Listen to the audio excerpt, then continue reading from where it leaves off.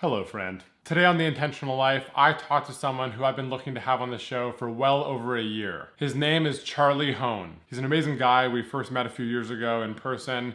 He's a public speaker, he's a writer, he's a father, and he's the author of a book that has fundamentally changed the shape of my life. In this call, we deep dive into the importance of play. We talk about the 3 highest leverage things that you can start doing today to curb anxiety and mental illness, and the single most effective exercise that you can do to audit your life to figure out what kind of play you need to incorporate into your life to feel more happy, fulfilled, and resilient day to day. If you have ever identified as being a workaholic or an overachiever or someone who struggles with chronic anxiety, I cannot recommend this episode enough for you. All right, enjoy the episode. Hey, I'm Jordan Gray, and this is the Intentional Life video series. From sex, relationships, communication, and character development to health, creativity, and self-love, The Intentional Life is your go-to source for powerful, actionable advice from amazing, world-changing people.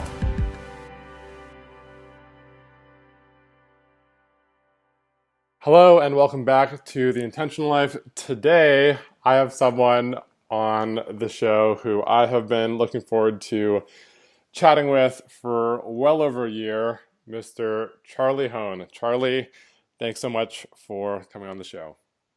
Thanks for having me, Jordan. I actually thought you just said Minister Charlie Hoehn. Then I was like, oh, you said Mr. Okay. Super religious Charlie Hoehn on the show.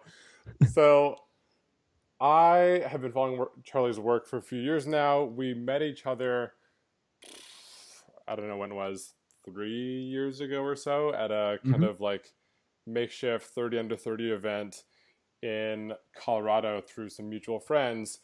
And Charlie gave maybe a 15 to 20 minute talk about his journey and what he'd learned. And at that point, I'd almost never seen myself more in someone else's story in terms of being a young, overachieving hustler who pushed his way into someone else's organization and just worked his face off and then eventually burnt out, had panic attacks, and had it all come crumbling around him. Like, it was eerie when I heard your story. And I was like, this is literally the last 6 years of my life, like almost verbatim. And Wow. yeah, it was something. To zoom out further, Charlie started out as Tim Ferriss's first full-time employee, helping him launch The 4 Hour Body to debuting at #1 on the New York Times bestseller list. He's the author of 4 books, including Recession Proof Graduate, 10-Day Anxiety Fix, Play for a Living. But the one we'll be focusing on in this call is the one that has had the most profound impact on my life personally, which is Play It Away, A Workaholic's Cure for Anxiety. If you've been following me for any length of time, you've heard me reference this book across multiple articles and on other calls. The book has over 300 Amazon views for a reason. Almost all of them are 5 stars. It's a fucking game changer. I love it. It's awesome. And I think it's honestly a huge service to humanity. The fact that you told your story so thoroughly, so transparently, and created this resource. Because, correct me if I'm wrong on this part, but you started off by writing the blog post, which gained early momentum, and then you extrapolated into the book like a year or so later. Is that about right? That is accurate. And thank you for saying all that. That was amazing. Of course. I really appreciate that. Thanks for having a legitimate impact on the way my entire life is structured. I'm thrilled to hear it, man. I was telling this to a friend of mine yesterday. It's like, it's a huge pain to make a book, but it's the stories like the one that you're sharing that truly, like, it sounds corny to say, but that actually really make it worthwhile to go through that journey. So I'm really, really grateful to hear that. Yeah, it's the easiest thing I've said all day. It's totally true, and all of my closest friends can totally attest to this, that, again, the overlap in our stories is just uncanny, but that was my life. Everything that you labeled in the book in terms of, just staring at a screen from like almost the minute you woke up until you went to bed at night, and superdosing on stimulants and taking life so seriously, and just, being married to like how important your work and necessary your work is in the world. I was just so enamored with that lifestyle. And yeah, I remember hearing your story, and that was really a catalyzing turning point for me. I picked up the book and did the play inventory and was like, okay, there needs to be a ground up restructuring of how my life works and how I perceive and interact with my life.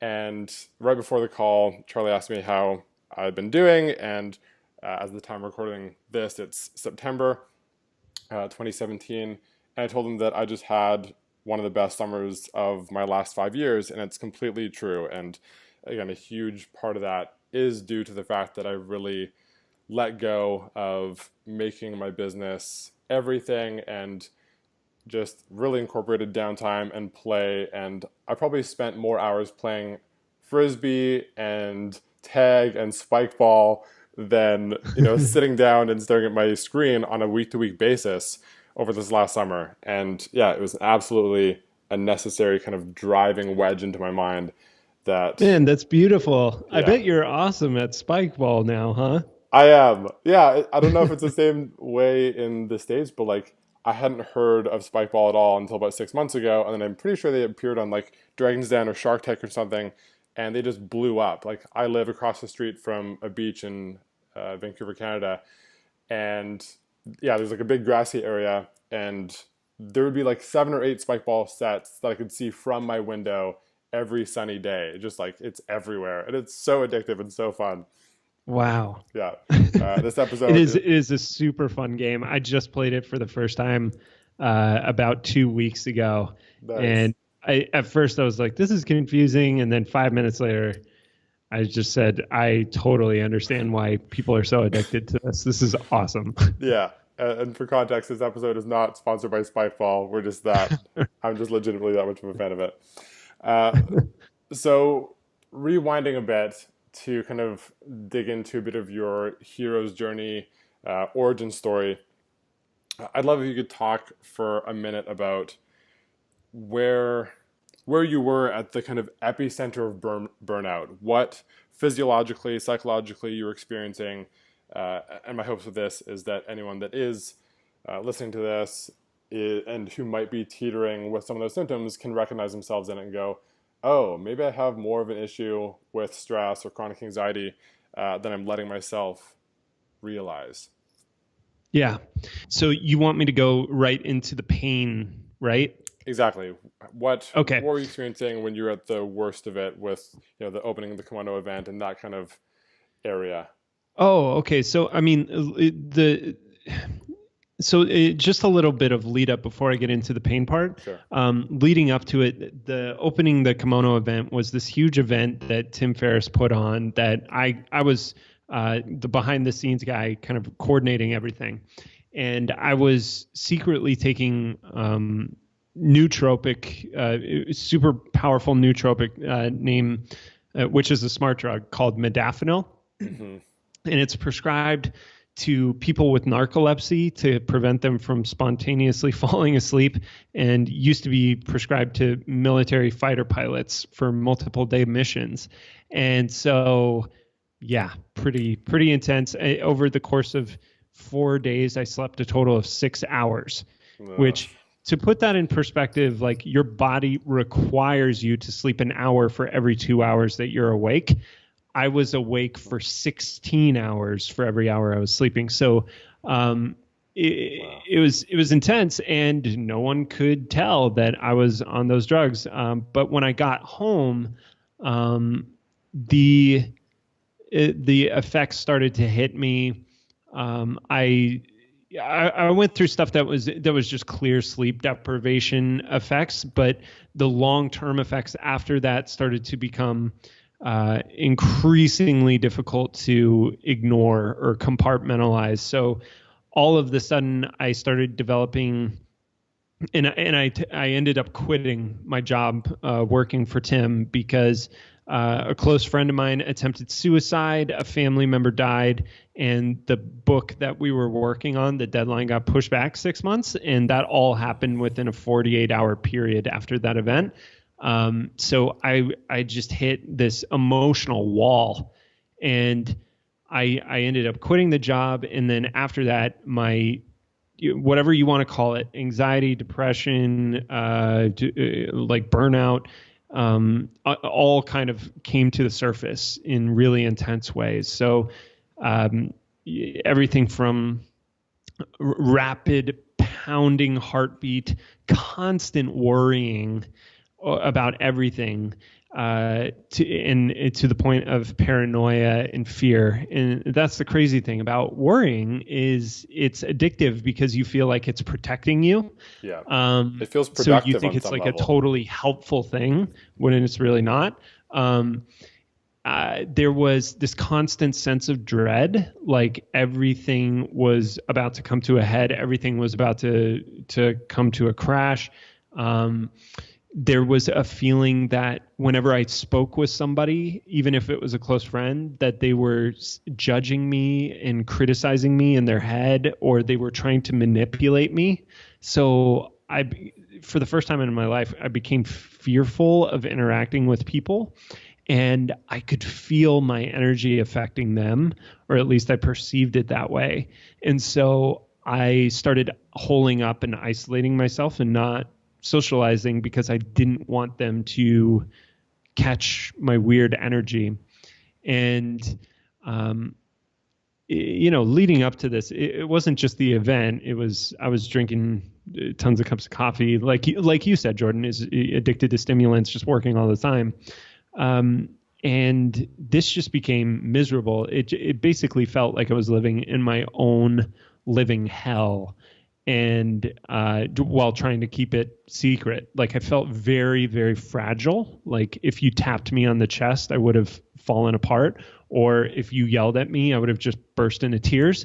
But that was the weird thing, is like I felt like I needed to cry 100% of the time, yet I couldn't cry. Like there was a block there from it happening. And it was just a really dreadful, awful experience. I went and saw my doctor, who prescribed pills to me that she said, these will help you sleep. And I was paranoid about those. So I did a bunch of research on them, and it was like side effects include anxiety, psychosis, seizures, Instant insomnia. death. Yeah. So I was like, screw that. I'm not taking those. And just basically spent the next year and a half trying everything to get mentally healthy and to understand how I'd gotten myself in that situation, because I just wasn't very self-aware. But I knew that whatever I'd done to get myself into that state, I could probably get myself out. Yeah. And so you really just started to dig in and kind of earn your way out. And after how long of, kind of cross sampling the dozens of things that you did, how long did it take before you stumbled across the book on play, or the concept of play as a more durable, holistic solution to your anxiety? Yeah, it was about a year and a half of experimenting, and I have a laundry list of things that I tried, which is basically everything that everybody advocates that you try, to get your anxiety and stuff under control. There's a great book called 10% Happier, where he's like, I just meditated and things got better for me. And I was diligent about meditation. Like, in fact, I put some people who say they're like into meditation to shame. I was doing it up to an hour a day for 8 weeks in a row, or no, even longer than that. I was doing yoga. I was going to different therapists. I saw, I experimented with different diets to help. I tried different types of exercise, high intensity training. I took every supplement that is used for anxiety under the sun. I was volunteering. I was praying. I did psychedelic drugs. I tried everything. And it was really frustrating because none of it really stuck. None of it worked for more than a few hours, maybe a few days, but nothing really seemed to stick. Like it always seemed to return, and it was super frustrating. Like I tell people, I was not suicidal, but I was ready for life to be done because I just thought to myself, like, man, I've heard from adults for so long, just wait until you get into the real world. Hmm. And I was thinking, like, this is what they meant by that. Right. And if this is the real world, then why would anybody want to stay in this? Yeah, you now inhabit the endless, depressing shit show that adults have been warning you about since you're 10 years old, and it's like it's just an increasingly narrow and dark tunnel for the rest of your life until death. Like, Yeah. oh, how how encouraging. Yeah, Yeah. and this is one thing that I want to touch on briefly is I think that a lot of people, can espouse meditation as a bit of a cure-all, and for some people that absolutely has merit. But for me, the way that I see it is there's passive rest and there's active rest, and when you're at a certain stage of stress or anxiety or depression or any kind of psychological thing that comes from chronically repressed emotions, there's something to be said about how there is stuff inside of you that needs to be moved or purged.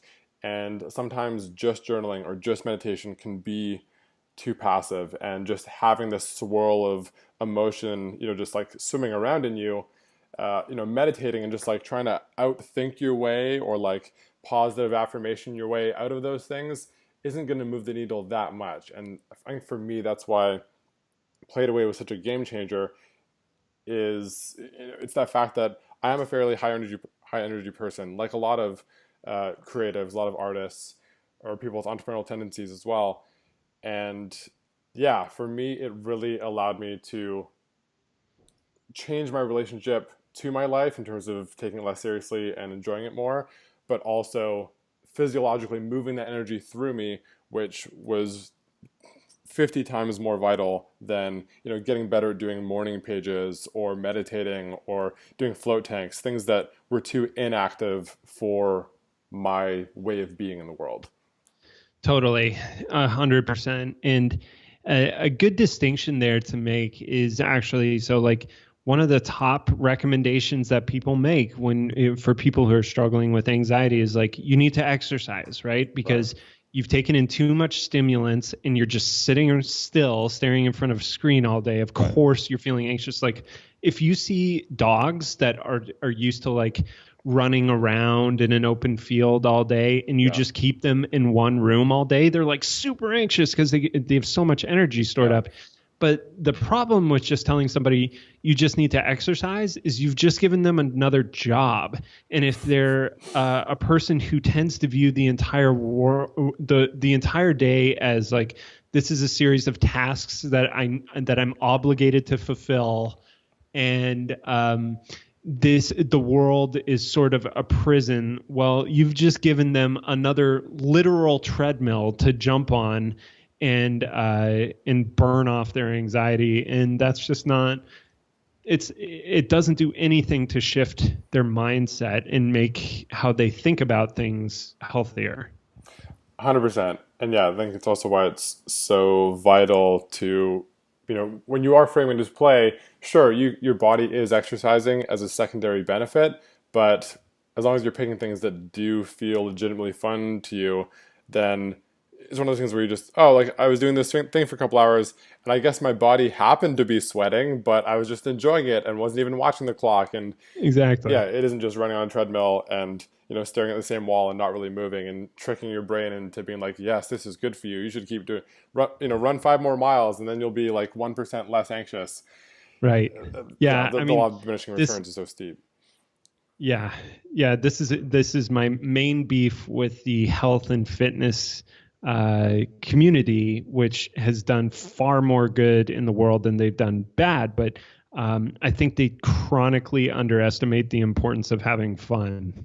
Yeah, yeah, 100%. I remember when I was at the epicenter of my burnout phase and having panic attacks and battling my mind and literally Googling questions on a daily basis, like, how do you know when you're losing your mind? Am I going crazy? How do you rest? Like, just things that, you would hope that no one in your inner circle was looking up. I was like checking them out daily. And I remember making again, with this kind of like type A overachiever doing mindset, I made self-care my full-time job. Like there was, at the absolute worst of it, there was a 2 week span where I had so little energy that I couldn't walk up the hill 5 blocks to go and get my groceries where I normally did. And so I was taking cabs between different self-care appointments, like 4 or 5 things a day. I'm like, okay, I'm gonna cab to this massage therapist, and cab to this acupuncturist, and then this float center. And yeah, I made that my next serious job of like, oh, I got to be so good at self-care and just blast through this anxiety. Right. Which Yeah, again and speaks you're to the still mindset. living in the future, right? And you're feeling guilty about like everything you do. And you bring up a good point about like I laugh at Googling how do you know if you're losing your mind, but I'm pretty certain I Googled something similar during the phase where I started having panic attacks and stuff because you actually have your brain telling you you're going crazy and you're going to die, which is why you end up Googling that stuff, right? It's Yeah, like, it's a really scary thing to have your brain kind of turn against you, or what it feels like, because you take those thoughts very seriously, hmm, because you take the world so seriously and you take yourself so seriously. So certainly these thoughts must be accurate and true. And the brain is powerful enough that you know that it can make that happen if it totally. wants to. Like, so yeah, I totally feel you there. Yeah, Yeah. it's Yeah. scary. Yeah, thoughts are creative. Our minds are powerful. One of my early mentors would always say something along the lines of, if you look really closely for evidence for a full week, uh, for evidence that your next door neighbors are having you like trying to gather evidence to commit you to a mental institution, if you look closely enough for a full week, you'll eventually find it. Like you'll find something to confirm that, like, oh, could this be a thing? Yeah. Because yeah, our minds are just that powerful. One of my favorite kind of through lines of the book is just an overarching sense of self responsibility, that it really requires an honest look at oneself and one's habits, and a fairly radical restructuring of one's life. And by radical, I don't mean like super intense and crazy, but like etymologically speaking, radical in terms of like from the root. Like there has to be some total shift in how you relate to your time and what you do with your life, and just yeah, like how your mind relates to all the things in your life in different ways. And one thing I was curious about is, if you had to pick, do you see curing chronic anxiety as more of a reductive process or more of a process of addition or adding things? Hmm. Yeah, that's a really good question. I think it's probably more of a reductive. Hmm. If I had to pick, I think the foundational component is what we've been talking about. Is you have fundamentally have to change how you view the world, Yeah. how you view yourself, how you view things interacting with you. That's completely a choice that is 100% within your grasp at any given time. You Yeah. can change it. Even you don't have to stick with it, but you can use that tool to lay the foundation to allow the healing to occur. Um, the second component that I talk about in the book, the next phase, is basically removing your anchors, like removing the things. If you're trying to get from point A to point B, but you have a bunch of anchors holding you back from getting to point B, you can work as hard as you want to get to point B. You're not going to go anywhere, or you're not going to get very far very quickly. Mm-hmm. So you have to take away the things that are holding you back. And it differs for everybody, but generally speaking, the ones that I tend to see a lot are people are hooked on, they're taking in too high of a dosage of stimulants, Mm-hmm. right? A little bit of coffee, occasional weed, whatever, like it's fine from time to time. But if you're taking in too much per day, and your body's not getting a break, and your body's sending out these physical signals that it's freaking out, it Mm-hmm. means you are putting too much of that thing inside you, and you need to pull back, right? So like I kind of discovered this because I went on this was one of the extreme things I tried, but I went on a 5-day water fast back before fasting was cool. Yeah. um, and it was like, it was the craziest experience because my mind went from feeling like a stuffy attic with a bunch of moths flying around and like just like a miserable feeling to feeling like a gush of fresh air had just rushed through. All the moths had flown out, and you go to look out at the window, and it's just like a lake that's clear, and there's no wind blowing across. It's just still. It was that transformative for my mind, and I realized like, wow, whatever I'm consuming, there's too much of it coming in. So for me, it was cutting back on caffeine made a huge difference, and of course that had an instant benefit to the quality of my sleep. And I mean, if you're going to focus on nothing else, I would say the three things you could do are start viewing life as play, cut out stimulants for a week, just try it, and go to bed at the same time every night. Go to bed at like a reasonable hour, not 1 a.m, not 2 a.m, like 10 o'clock at latest, and just try that and just see how you feel after a week. I can virtually guarantee you that your anxiety will be cut by 60%. Yeah, I fully believe in that. And I think that it's so easy to downplay really simple and time-tested wisdom. And some people hearing that could be like, yeah, but that's like, it's too easy. How could it actually work for me? I've tried that. It's like, did you try it, or did you just like, You did not. I can guarantee you did not, because I bet you didn't track it. And so like for people who and you're totally right, Jordan, like I would have done this, right? I would have been like, yeah, whatever, sleep, whatever. I'm invincible. Yeah. Like I don't need sleep. Use the Sleep Cycle app. Just have it resting next to your bed each night, and then look at the trends, the statistics, and confront the quality of your sleep. Like you will see how much movement you're making during the day. You will see your sleep quality. You'll see what time you're consistently going to bed. Like you don't know until you start tracking this stuff. And I would say the same thing with play. Like look back at your calendar. I want to see how much time per week you have allocated toward doing stuff that is actually fun and enjoyable for you, that's not work related, that doesn't have stimulants involved. So you're not going out meeting up for coffee. You're not going out with your friends to have alcohol. I want to see the stuff that you actually do for fun. And for people who are struggling with anxiety, the answer is usually zero. There is zero time, zero money spent in the areas that can actually heal them. Totally. And there's that whole mindset of, show me your calendar and I'll show you your priorities. Like, what are you actually doing in your life? Like, especially with things like play or health or exercise. I think it's a really easy thing for people to pay lip service to, but when they really, take an honest look and they audit their time, they're like, well, do I actually make time for like unstructured playtime and enjoyment? Or is that just a nice idea that that my like idealized self imagines it does regularly, when really that's not my life. Exactly.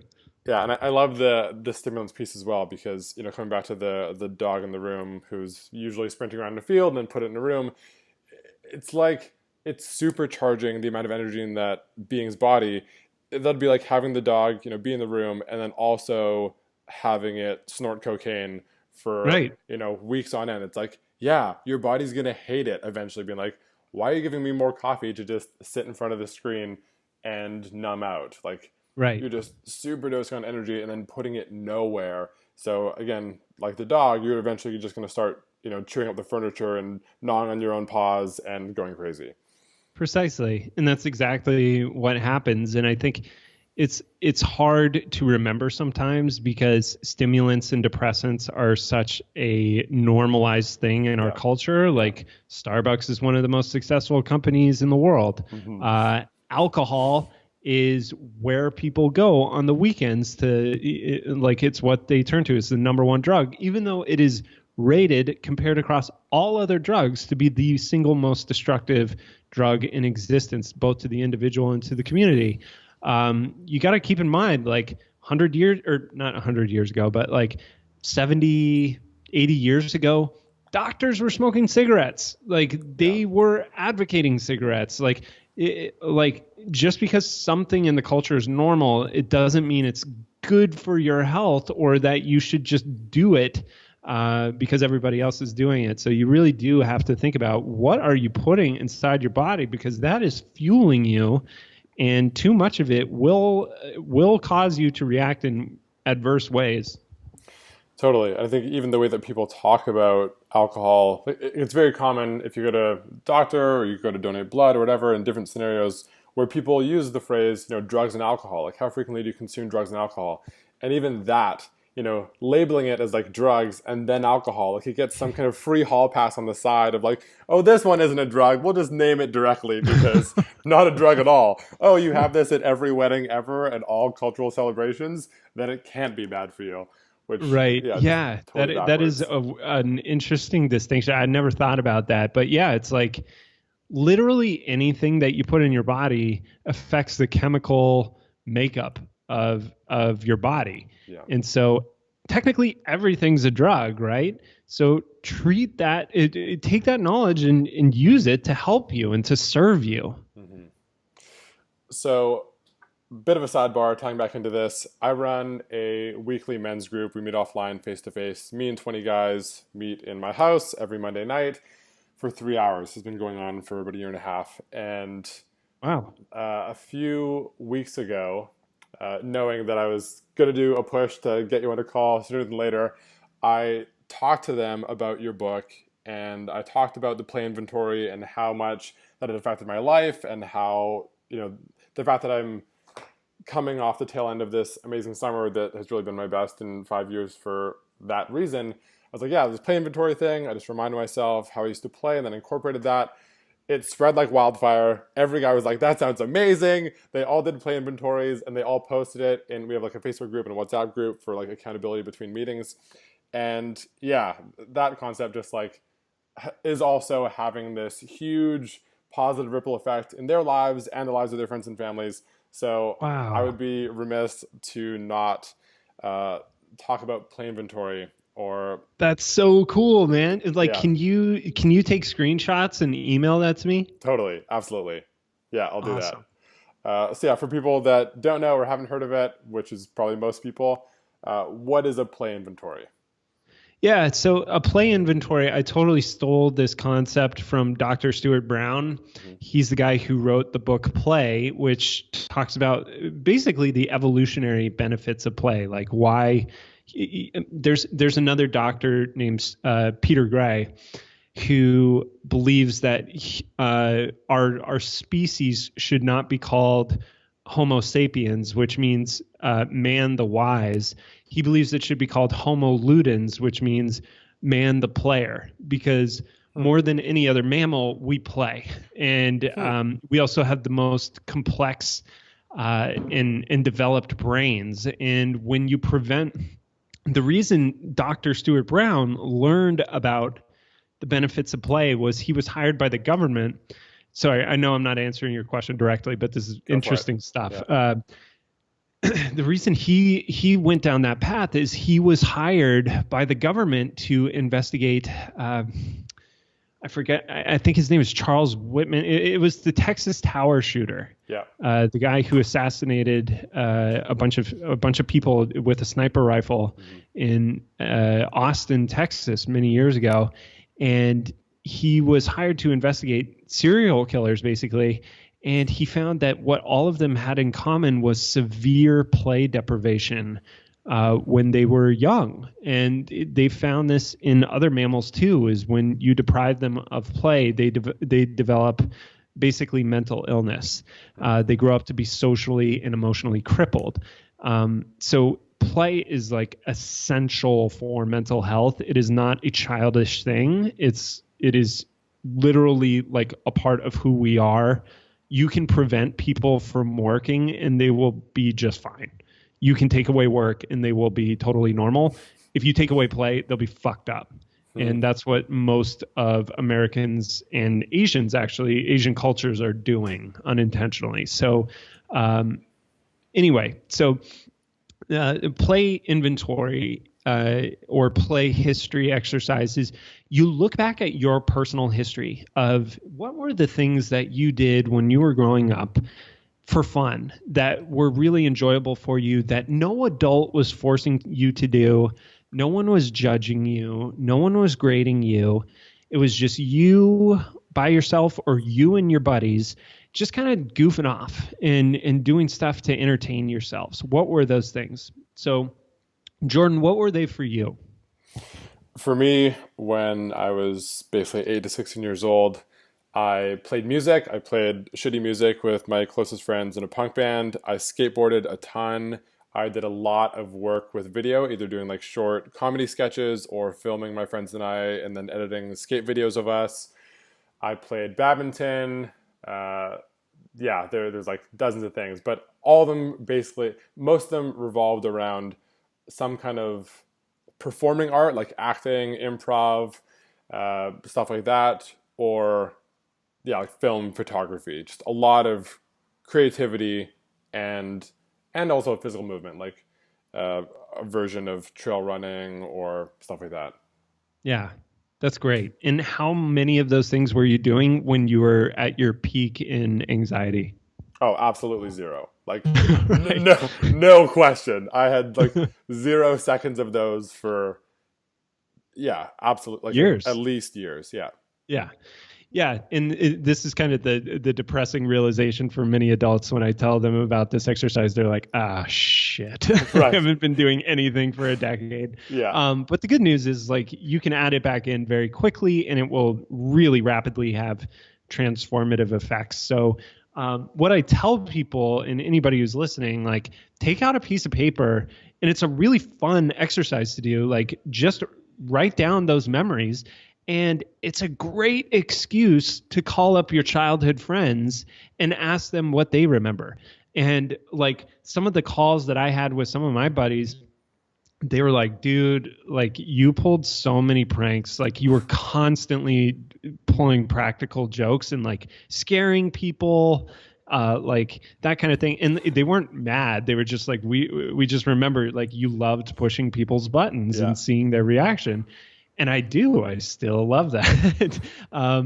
But I had a similar one to you, Jordan. I filmed sketches with my friends and I, so I was big on performance art as well. Hmm. Baseball was a huge part of my life, so I loved playing catch. I played home run derby all the time in my backyard growing up. I played it a couple times a week. Um, I created art. I built stuff with my hands, that sort of thing. And so the after you've done this exercise, the question is not like what do I do with this? It's just how much time can I allocate to some of these activities per week with people I care about, or if they're individual activities, like do it for yourself, you know? Hmm. And again, it's different for everybody. So like don't steal ours and just say they're yours. Take the time to actually do this because it really is like a fun and rewarding exercise where you'll probably end up cracking up remembering some of the things that you went through. Totally. Yeah, it's one of the most immediately actionable and high leverage self reflection exercises you can do if you are in a place of stress or chronic anxiety. I remember one way that, so I'm only subscribed to 3 email lists in the world, yours, James Altucher's, and Ben Greenfield's. And I remember Awesome. one email that you sent out, the way that you worded it was, what did you do with your life before you convinced yourself that life was serious? And I remember reading that being like, yep, I definitely understand what that means. Because, and yeah, after doing the play inventory, I remember again, with the type A overachiever, action oriented kind of way of being, I remember within that first week, I went out and I bought a video camera, I bought a skateboard, and then I replied, similar to an example that you give in your book, I replied to 3 or 4 kind of incoming social requests, like, friends, acquaintances, like, hey, I haven't seen you in a while, let's do something. I messaged them all back and said, hey, yes, I'm available to meet with you, but I'm on a strict play diet right now, so whatever we do, it has to be fun. And I remember Hmm. going out, like, I went to a video, like a quarter slot, like video game arcade with one friend, and I went and played frisbee with another friend, and I filmed a 1 minute sketch comedy video with another friend, and I just made it again, like driving that much energy towards one thing. I did make it the next like job at the time of like, okay, what does it look like if I don't just pay lip service to, writing the play inventory and then staring at it, but like, how do I incorporate as many of these things as possible into my life? Oh, and I went skateboarding with another friend. And I remember within 3 days, I felt like there was just new blood in my whole body. That was just like, oh, life can be this fun, this quick. Are you kidding me? That's so good, man. That's so good. I love that. And I had the exact same experience. It wasn't like the total blood rush, but it was like a weight fell off of me. Yeah. Where I was like, oh yeah, this is easy. I forgot. Like life doesn't have to feel like such a miserable grind. Mm-hmm. And I've heard that like from a lot of people at this point. The book's been out for I don't know, 4 years, I want to say. And I've heard from salespeople who were like, I now have clients who I had a client that I met and I ended up being in his wedding. And I'd never had a relationship like that before. And it's just because we went we went on a hike rather than doing a cold call. And James Altucher, I spoke with him a couple months ago, and he said, I started doing ping pong meetings instead of going and visiting people's office. And it changes the dynamic. It changes how people respond to you. If you take them out of serious mode, they tend to meet you where you are. Yep. In playful mode. And you can do it. You can test this on the next time that you buy food at a restaurant or at the grocery store. Like instead of just mechanically and robotically going through the waiter or the cashier, like make a joke with them. Like I distinctly remember the first time I did this was acting like I was handing them my credit card. And then when they went to reach for it, I just pulled it away. And like just the look of like a little bit of mischief was enough to like break that routine. And, this is not to say like, oh, life hack, you pretend, mess with your waiter. But it's like you can be playful and the world will respond positively to it. And it's how kids are. Totally. Yeah. And this is exactly, not necessarily that's like the copy and paste life hack, but it speaks so perfectly to that mindset. And it reminds me of, I was with a girlfriend a few years ago after reading this book in a grocery store, and we're in the produce aisle and we're 2 rows away from each other and we're grocery shopping, and she had a cucumber and I said, throw it to me. And we're like, at least, 12 feet, 3 or 4 meters away from each other. And she was like, I can't throw it. I was like, do it, no. And she threw it the 10 feet and like, it got to me, but just like even that little microdose hit of play that lit us both up and then like changed how we did the entire shopping experience. Like this is the kind of, embedded relationship that you can have with play. It's not, okay, and then from 4 to 6 p.m. Eastern, we'll go out to this park and we'll throw X number of baseballs to each other. It's, right. It's all the time. Yes. And I mean, Jordan, your stuff is amazing because you break down like real relationship advice that's like emotionally aware for men and healthy for men. And I don't know if you've seen the research on like the top, what are the most attractive traits in a mate for both men and women. In the top 3 is playfulness. Yeah. And it's not just because the other person's more fun, it's because it shows that they don't have signs of mental illness. Yeah, interesting. Before you said it, I was like, my mind immediately went to kindness, playfulness, sense of humor as like non-physical traits that people are most consistently attracted to. And yeah, it totally makes sense. All those things are just your mind not taking life overly seriously and just like being able to flow with everything, because we know intuitively that the whole kind of Buddhist mindset of life is suffering or suffering is unavoidable. There's going to be huge waves of grief that will hit you at some point in your life, and you need to be able to laugh at yourself. You need to be able to feel your feelings fully. And, if you can't laugh fully, then you can't cry fully. And these things are vital skill sets. So, Right. yeah. Yeah. And not only that, it allows you to bond with other members of the tribe and with children. It means you are a safe person to be around, and you'll be accepted. Like there's that meme that is like no matter how gangster you are, if a 3-year-old hands you a pretend ringing phone, you answer that motherfucking phone. It's like, yeah, if you can't interact with a toddler and be able to play with them, then it's like something's, just uncalibrated, something's a bit off. Right. So recently in your life, over the last year and change, you've gotten married, you've had your first child, you have a few major life markers that objectively one could say, here are reasons for you to be more serious again. Oh, now I'm a serious father and I have to hustle my face off and provide for my family. So I'm curious, has that been true for you at all? Or is play even more embedded in your life because you have a child? And second part to that question, what are some of the ways that you have play embedded in your life? Like aside from playing with your daughter, what does play look like for you today or lately? Yeah, all good questions. So I'll preface my answer by saying like I was kind of a nervous wreck when I found out we were pregnant. Totally. Like it was funny.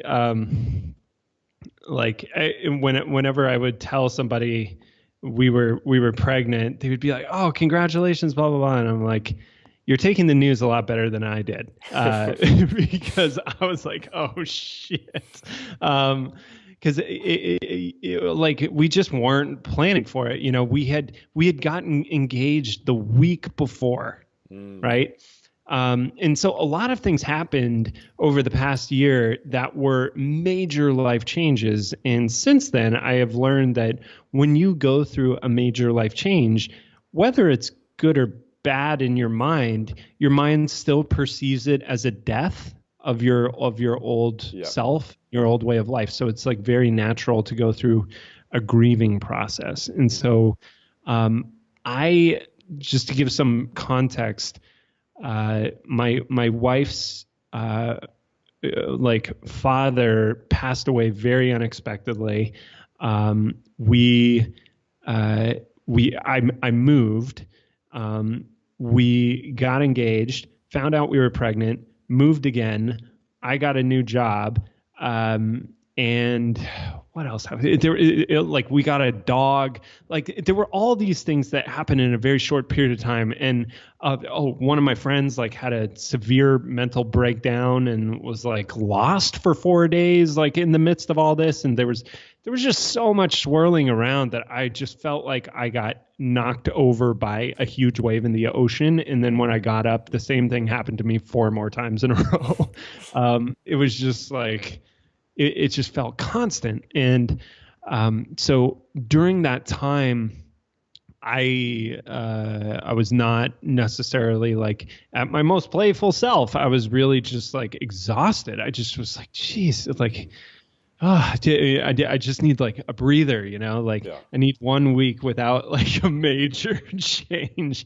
And but now, I mean, things are great, man. And like really all of my worries it did not really materialize in any way. And I remember the day or two after my daughter was born, she was taking a nap on my chest and I just like wept. I was just crying tears of like relief and joy because I just realized like everything's going to be okay. Like it's not, like this monumentally difficult thing that I had made in my mind. Like the vocal people online, especially the men who talk about how, everything can go wrong in marriage. Kids can, I mean, Chris Rock has that classic stand-up bit. Do you know the one I'm talking about? Which one?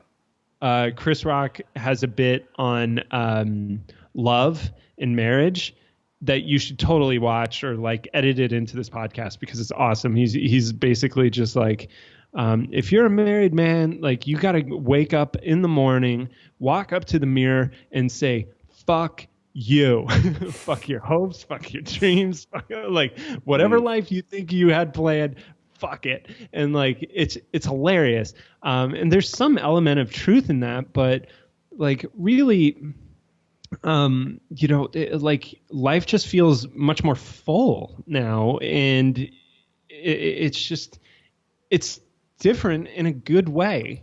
And I think it's because I tend to be very like, uh, I've gotten much better as you have, Jordan, about being open and communicative and expressing feelings. And it's hard still, but I've gotten a lot better at it. And I think being really upfront about all of my concerns with marriage and understanding my wife was, not only like on the same page and understood, but also supportive and everything. Like we really just felt really solid and whole with each other, and like that we were both going to be really good partners with each other.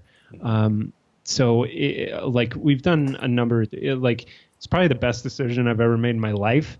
There were definitely times when I was engaged where I was like, I don't know about this, what have I done, but overall it's just been phenomenal. And in terms of what my life looks like in terms of play now, I have, I started back up. I had this group that I started called the Recess Project in Austin, where we meet up, once or twice a month at the park and just play games for 3 hours. Sometimes we meet up weekly.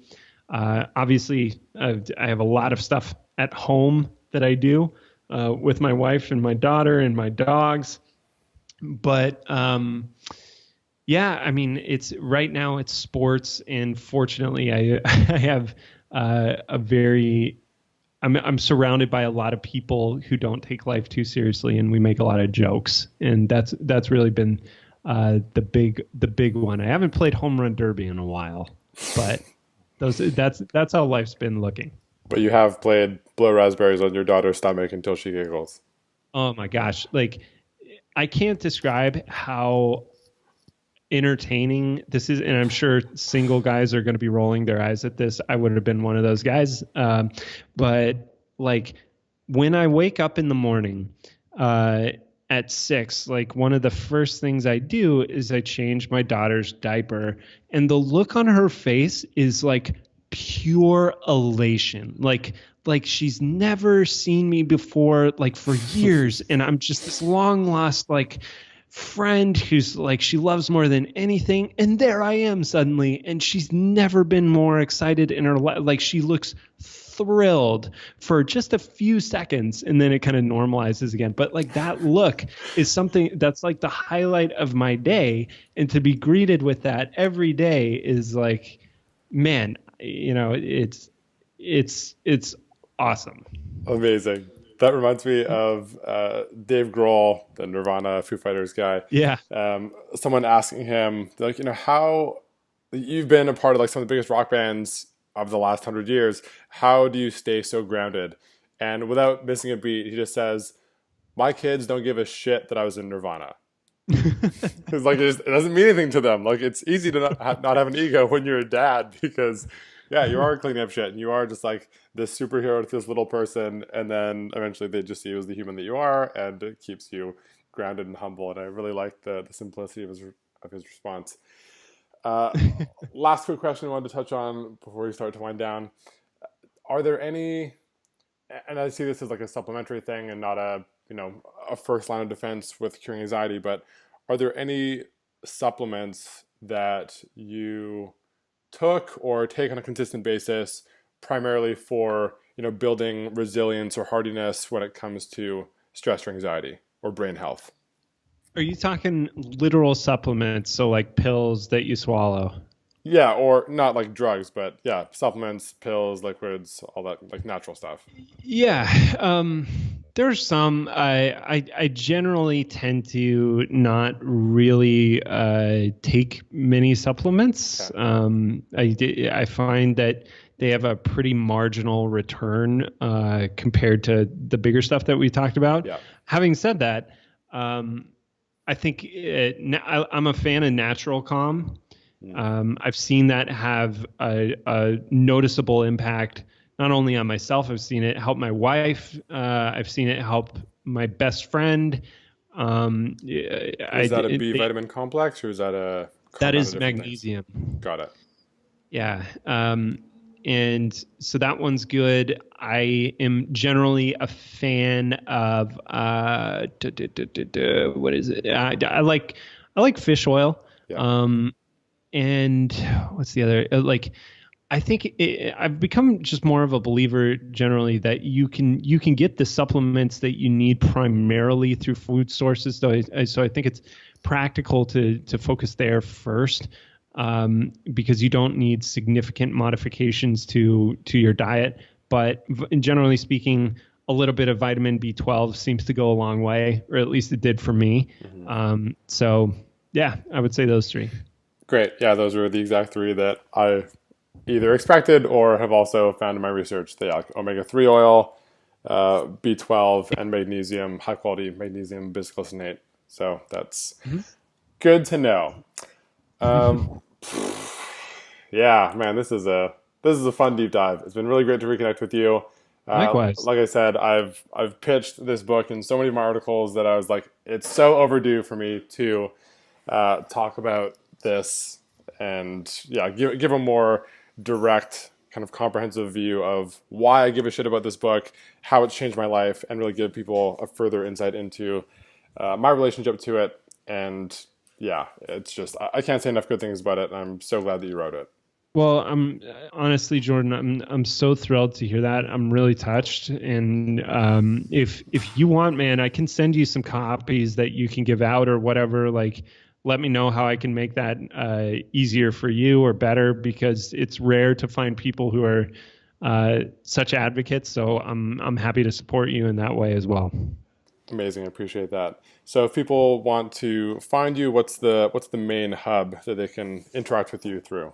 Yeah, the main hub, I would say if you're not a book reader and you want to dive into this topic a bit more, probably Google anxiety cure. Mine should be the first thing that pops up. You can obviously look me up on Amazon. My books are there. I'm also, if you like podcasts, I run a podcast called Author Hour, where I interview authors and just get summaries of their books and have a conversation with them about the best ideas and stories in their books. And that's on iTunes. Amazing. Yeah, and I'll put all that in the show notes below. Charlie, thanks so much again for being on the show. This was a really fun one. Thank you, Jordan. I really appreciate it, man.